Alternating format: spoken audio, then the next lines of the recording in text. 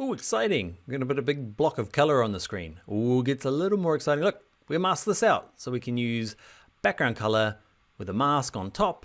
Let me show you how. Okay, to add a background color, there's a couple of ways. I'll show you two of the ways. There's quite a few actually. I want actually this thing here is in the wrong spot. So who remembers how I shift these around? What key do I hold down? I want to put you in front of this one. Okay, you hold down the command key. So start dragging first, hold the command key down on a Mac, control key on a PC. We should be able to switch them around. And this one here at the end. However you get there, okay, get this one at the end. And what I want to do is put a background color behind it. We're going to mask it out like you saw at the beginning. But first of all, let's make the background color. So there's two ways, the old school way and the new school way. There's no real better version. Okay, let's click on new item down here and my project panel. Let's go to a color mat. So we kind of know what a mat is, right? Okay, so a color mat is going to be, this in here is going to match the same height and width and size of my project, which is great, all the right aspect ratio. And it ends up actually, well, actually, let's do the color first.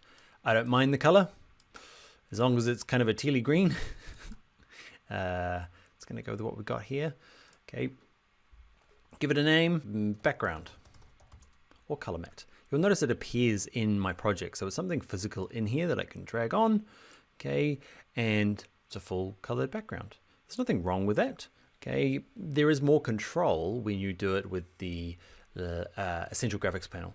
So make sure you open that, go to Window, Essential Graphics, and let's go to Edit, and let's create a new rectangle. It's kind of the new school way.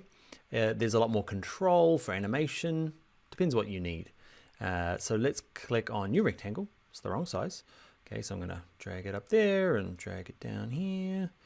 And you can see here, I've got more control. I can play around with its position and scale and its opacity, its fill, its stroke, its shadow. There's potentially more control here. And you'll notice though that it doesn't appear in your project windows. You don't drag it out. You can copy and paste it as many times as you like and change it. But yeah, they just kind of operate differently. This one here, I want to pick that same kind of greeny color.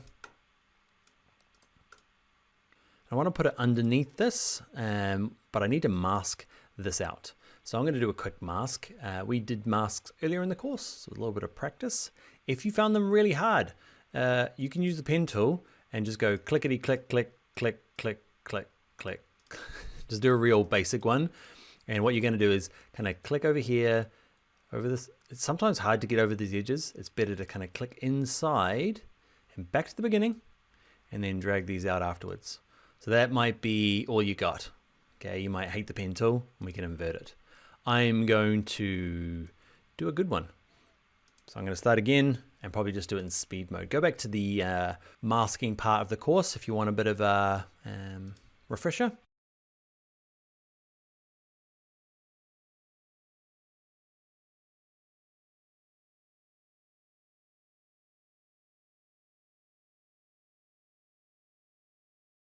All right, so I got my mask. Is it great? No, I should spend some more time, but let's invert it. I'm going to turn the feather down a little bit, like 2. It's quite blurry at the edges.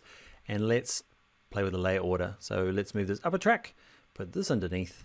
Okay, and it doesn't matter whether you're using your, actually, if you're following along, do it the Essential Graphics way with the rectangle tool. Okay, yeah, it's going to work for us. All right, so adding a background is easy. Drawing a mask with the pen tool is problematic. But hey, we're here. Let's get on to the next video where we look at gradients.